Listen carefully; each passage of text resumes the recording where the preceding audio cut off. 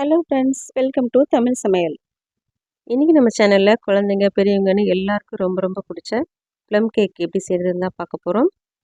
இந்த கேக் செய்கிறதுக்கு நம்ம மைதா, முட்டை, ஒயிட் சுகர் எதுவுமே சேர்க்க போகிறதில்ல. நிறைய ட்ரை ஃப்ரூட்ஸ் அண்ட் நட்ஸ் சேர்த்து ரொம்ப ரொம்ப ஹெல்த்தியாக செஞ்சுருக்கோம். கேக் பண்ணுறதுக்கு வெறும் தோசைக்கல் மட்டும் இருந்தால் போதும். நமக்கு ஓவன், கடாய் எதுவுமே தேவையில்லை. ரொம்ப ரொம்ப ஈஸியான மெத்தடில் நம்ம செஞ்சுருக்கோம். ஃபஸ்ட்டு நம்ம வெல்லத்தை கரைச்சி எடுத்துக்கலாம். அதுக்கு ஒரு பாத்திரத்தில் 1 கப் அளவுக்கு வெல்லம் சேர்த்துக்கோங்க. வெல்லத்தை நல்லா நுணுக்கிட்டு அளந்து சேர்த்துக்கோங்க. கூடவே 1/4 கப் அளவுக்கு தண்ணி சேர்த்துட்டு நல்லா கொதிக்க வச்சுக்கோங்க. இது வெல்லம் கரைஞ்சால் மட்டும் போதும், பாகுபதம் எதுவும் தேவையில்லை. ஒரிஜினல் ரெசிப்பியில் ஒயிட் சுகர் சேர்த்து கேரமலைஸ் பண்ணி சேர்ப்பாங்க. நம்ம ஹெல்த்தியாக இருக்கணுங்கிறதுக்காக வெல்லம் சேர்த்துருக்கோம். கூடவே நமக்கு கேரமல் கலரும் கிடச்சிரும். இந்த மாதிரி நல்லா கொதிச்சுட்டு வெல்லம் கரைஞ்சி வந்தால் மட்டும் போதும். இப்போ இதை தனியாக எடுத்து வச்சிடலாம். அடுத்து ஒரு பாத்திரத்தில் 3/4 கப் அளவுக்கு வெண்ணெய் சேர்த்துக்கோங்க. நீங்கள் வெண்ணெய்க்கு பதிலாக எண்ணெய் கூட சேர்த்துக்கலாம். எண்ணெய் வாசனை இல்லாத எண்ணெயாக சேர்த்துக்கோங்க. எண்ணெய் சேர்க்குறதா இருந்தால் இந்த ஸ்டேஜில் வேண்டாம், டைரெக்டாகவே சேர்த்துக்கலாம். இப்போ நான் வெண்ணெய் சேர்த்துருக்கறனால இது கொஞ்சம் உருகட்டும். வெண்ணெய் இந்த அளவுக்கு உருகி வந்ததுக்கப்புறம் நம்ம கரைச்சி வச்சுருக்கிற வெள்ளை கரைசலை வடிகட்டிட்டு சேர்த்துக்கலாம். சப்போஸ் உங்கள் கிட்ட இருக்கிற வெள்ளத்தில் தூசு மண் எதுவுமே இல்லைன்னா நீங்கள் வெள்ளத்தை டைரெக்டாக கூட சேர்த்துக்கலாம். இது நல்லா கொதிக்க ஆரம்பித்ததும் வெண்ணெய் உருகிட்டு வெள்ளை கரைசல் ரெண்டுமே நல்லா சேர்ந்து வரணும். அந்தளவுக்கு நல்லா மிக்ஸ் பண்ணி விட்டுக்கோங்க. இப்போ இது கூட நம்ம கட் பண்ணி வச்சுருக்கிற ட்ரை ஃப்ரூட்ஸ் அண்ட் நட்ஸ் சேர்த்துக்கலாம். நான் இன்றைக்கி டேட்ஸ் சின்ன சின்னதாக கட் பண்ணி சேர்த்துருக்கேன். கூடவே கருப்பு திராட்சை, அதுக்கப்புறம் எல்லோ கலர் திராட்சை, பாதாம், முந்திரி எல்லாமே சின்ன சின்னதாக கட் பண்ணியிருக்கேன். உங்களுக்கு எவ்வளோ நட்ஸ் அண்ட் ட்ரை ஃப்ரூட்ஸ் வேணுமோ அந்தளவுக்கு சேர்த்துக்கோங்க. நான் எல்லாத்துலேயுமே 1/2 கப் அளவுக்கு சேர்த்துருக்கேன்.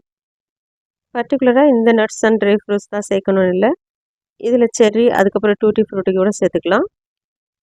அதுக்கப்புறம் 1/2 கப் அளவுக்கு ஃப்ரெஷ்ஷான ஆரஞ்சு ஜூஸ் சேர்த்துக்கிறேன். நீங்கள் கடைகளில் கிடைக்கிற ஆரஞ்சு ஜூஸ் கூட சேர்த்துக்கலாம்.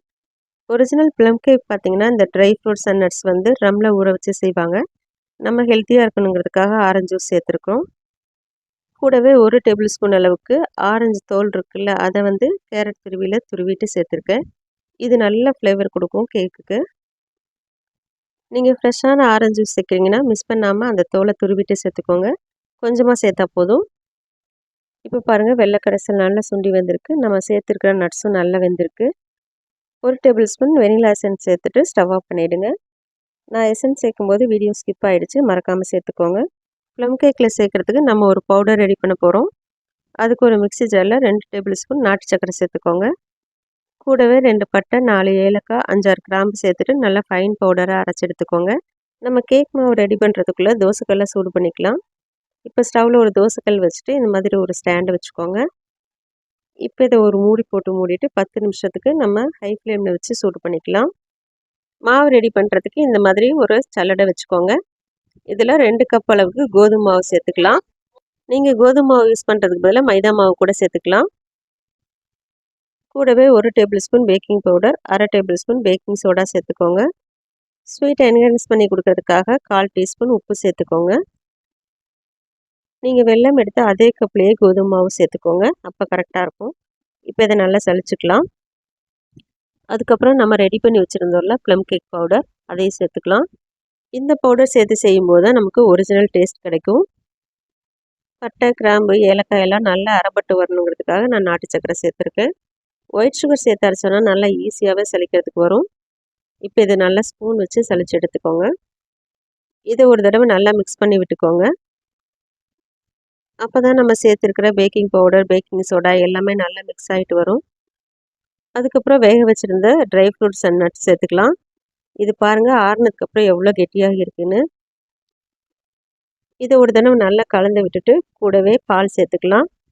நீங்கள் பாலுக்கு பதிலாக தண்ணி கூட சேர்த்துக்கலாம். பால் சேர்த்து செய்யும்போது கேக்கு நல்லா டேஸ்ட்டாக இருக்கும். பால் சேர்க்கும்போது காய்ச்சி ஆற வச்ச பால் சேர்த்துக்கோங்க. பால் எந்த அளவுக்கு தேவைப்படுதோ அந்தளவு சேர்த்துக்கலாம். நான் 1 கப் அளவுக்கு பால் சேர்த்துக்கிறேன். எல்லாத்தையும் மொத்தமாக சேர்க்காம கொஞ்சம் கொஞ்சமாக சேர்த்து மிக்ஸ் பண்ணிக்கோங்க. நீங்கள் முட்டை சேர்த்து செய்கிறதா இருந்தால் இந்த அளவு மாவுக்கு 2 முட்டை தேவைப்படும். நார்மல் கேக் செய்கிறத விட ப்ளம் கேக்கு மாவு ரொம்ப கெட்டியாக இருக்கணும். பாருங்கள், இந்த அளவுக்கு கெட்டியாக இருந்ததுன்னா ஓகே. மாவு மிக்ஸ் பண்ணும்போது இந்த மாதிரி ஒரே டைரெக்ஷனில் மிக்ஸ் பண்ணிக்கோங்க. கட் அண்ட் ஃபோல்டர் மெத்தடில் மிக்ஸ் பண்ணும்போது தான் நமக்கு கேக் நல்லா சாஃப்டாக வரும். இப்போ இதை நம்ம டின்னுக்கு மாற்றிக்கலாம். கேக் டின்ல நான் கொஞ்சமாக நெய் அப்ளை பண்ணிவிட்டு பட்டர் ஷீட் போட்டு வச்சுருக்கேன். அப்போ தான் நமக்கு கேக் ஒட்டாமல் வரும். சப்போஸ் உங்ககிட்ட பட்டர் ஷீட் இல்லைன்னா கொஞ்சமாக நெய் அப்ளை பண்ணிவிட்டு கோதுமை மாவு டஸ்ட் பண்ணிக்கோங்க. எப்போவும் நம்ம கேக் டின்ல மாவு சேர்க்கும்போது கொஞ்சம் கேப் இருக்கிற மாதிரி பார்த்துக்கோங்க. அப்போ தான் கேக் பொங்கி வரும்போது நமக்கு வெளியில் போகாமல் இருக்கும். இப்போ இதை சேர்த்ததுக்கப்புறம் நல்லா லெவல் பண்ணிவிட்டு டேப் பண்ணி எடுத்துக்கோங்க. கேக் மாவு ரெடி பண்ணதுக்கப்புறம் நம்ம உடனே வேக வச்சிடணும். அதனால் நீங்கள் கேக் டின்னு முன்னையே ரெடி பண்ணி வச்சுக்கோங்க. இப்போ நம்ம ஏற்கனவே ப்ரீ ஹீட் பண்ணி வச்சுருந்தோம்ல தோசைக்கல், அதில் நம்ம கேக் டின்னை வச்சிடலாம். மூடி போட்டு வச்சுட்டு ஸ்டவ்வை லோ மீடியம் ஃப்ளேமில் வச்சுக்கோங்க. கேக் வேகிறதுக்கு 40லேருந்து 45 நிமிஷம் போல் ஆகும். நம்ம எடுத்துருக்கிற கேக் டின்னு அதுக்கப்புறம் மாவோட அளவு எல்லாத்த பொறுத்தும் நமக்கு டைம் வேறுபடும். 10 நிமிஷத்துக்கு அப்புறம் ஓப்பன் பண்ணி பார்க்கலாம். பாருங்கள், கேக் ஓரளவுக்கு பொங்கி வந்திருக்கு. இப்போ கேக் டெக்கரேட் பண்ணுறதுக்காக கொஞ்சமாக முந்திரி, அதுக்கப்புறம் டூட்டி ஃப்ரூட்டி சேர்த்துக்கிறேன். ஃபஸ்ட்டே நம்ம சேர்த்துருந்தோன்னா மாவு பொங்கி வரும்போது சம்டைம்ஸ் இந்த ட்ரை ஃப்ரூட்ஸ் எல்லாம் உள்ளே போயிடும். அதுக்காக தான் கொஞ்சம் மாவு வெந்ததுக்கப்புறம் சேர்க்குறோம்.